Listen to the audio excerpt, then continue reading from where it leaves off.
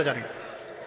আর এই পৃথিবীর সবচাইতে নির্যাতিত, নিপীড়িত এবং দুঃখ ক্লেশে ভরা মানুষটাকে আল্লাহ পাক এই এক মুহূর্তের জন্য জান্নাতে ঢুকিয়ে দেবে, দিয়ে বের করে নিয়ে আসবে। বলবেন যে দুনিয়াতে দুঃখে ছিল, কষ্টে ছিল।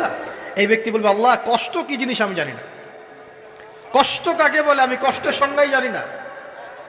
এই ব্যক্তির তাকদিরে কি হবে পরে?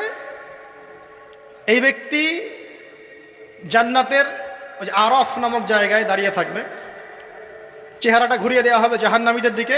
সে বলবে যে আল্লাহ চেহারাটা খালি আমাকে জান্নাতের দিকে ঘুরায় দাও, আমি জান্নাতে যেতে চাচ্ছি না, খালি চেহারাটা ঘুরায় দাও, বাস এনাফ। আল্লাহ বলবেন আর কিছু চাবো না তো? না, আর কিছু চাবো না। ঠিক আছে, চেহারা ঘুরাই দিলাম। এবার চেহারা জান্নাতের দিকে ঘুরে আসে, জান্নাতের ঘ্রাণ, জান্নাতের নেয়ামতের স্নিগ্ধতা সব পাচ্ছে সে।